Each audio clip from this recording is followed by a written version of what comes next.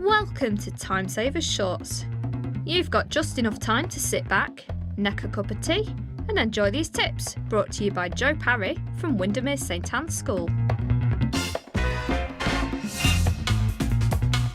You know, we all know how crucial planning is, and effective planning means fabulous lessons, and it means our students are being taught really well, but boy does it take up a lot of time. So what about some time-saving tips on your planning? Well, the first one really is sharing good practice. You have to not be precious about these things. You don't need to reinvent the wheel each time. If you're teaching something new next term, talk to your colleagues. Have they taught this before? How did they go about it? If you've got a starting point, it will make the planning far easier. And if you're lucky, they might have some great resources for you too. And then you've done that fabulous lesson, you're feeling great about yourself, you're a great teacher. Well, don't let that go. Just take a little time to evaluate that lesson so you know in the future why it went so well. And then store away those worksheets and that lesson plan so next time you can use them again. And a note about just keeping those files. How often do you search around for those files knowing that you've got that perfect lesson planned? Think about how you're storing your files on the computer, think about how it's going to work for you, and do it in a logical way so that next time you want that lesson plan, you know exactly where it is on your computer.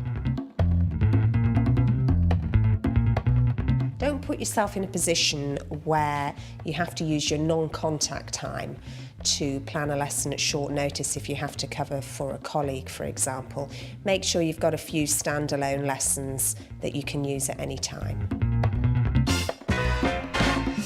Kath, as a relatively new mum, time saving has become really important to you, but I also know your planning is really key to you. So how do you square those two things? Well, I think that the key is when you start out in your career is to put your planning in place, and as you go on then life will become easier for you. For example, if you write a long-term plan for your 2-year course or your year course, you know each term which topics you're going to be teaching, so it focuses your mind. I think that's the key to it actually, Kath. If you've got good long-term planning and you know exactly what you're doing, that really does help. Yeah, and as I sort of have been planning my lessons throughout my career, I've kept a folder and I have a file divider that sort of says lesson 1,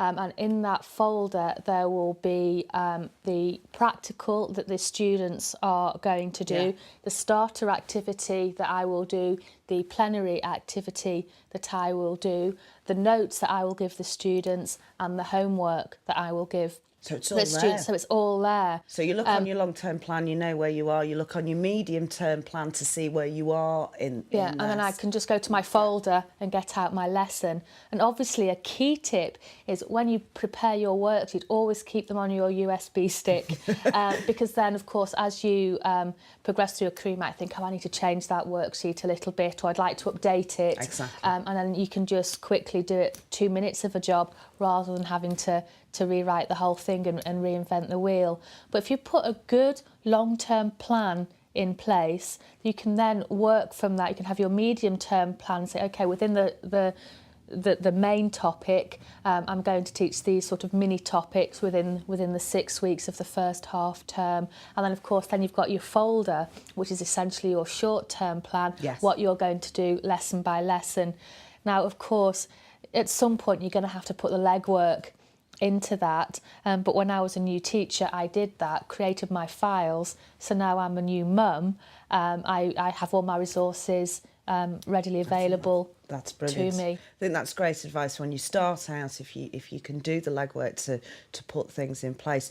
Good planning, I think, makes you feel safe and secure, and it also means you can multitask and you can be home with Erin and having a great time and know that everything's in place for the next day. I think the key to being a very effective teacher is organisation, and I think if you've got good organisational skills, that will make you a very, very effective teacher. And I think teachers fall down when they're not organised in their planning.